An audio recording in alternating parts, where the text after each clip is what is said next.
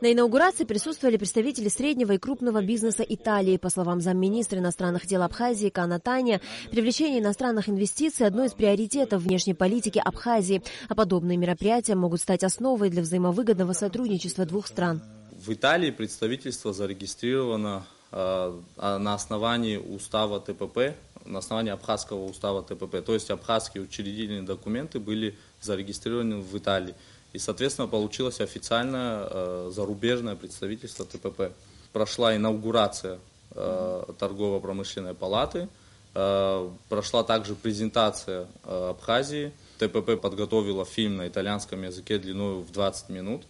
Все присутствующие гости, а их было около 40 человек, это и местные журналисты телевидения, представители местного самоуправления, региональных властей, крупные и средние предприниматели.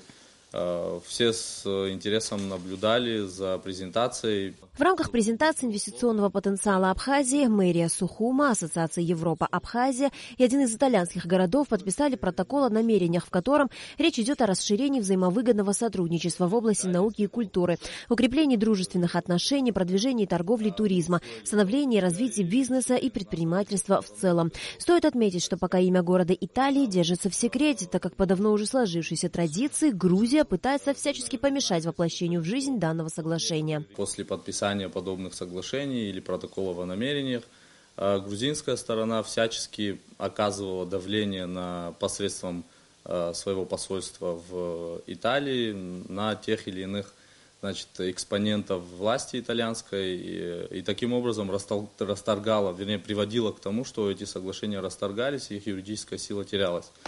Мы усвоили урок для себя и решили на этот раз не публиковать название города, таким образом уберечь как и мэра итальянского города от прессинга, от некого давления, так и нас самих от потери очередного соглашения. Стороны условились раз в год по очереди направлять экономические и торговые делегации как в Республику Абхазия, так и в Италию.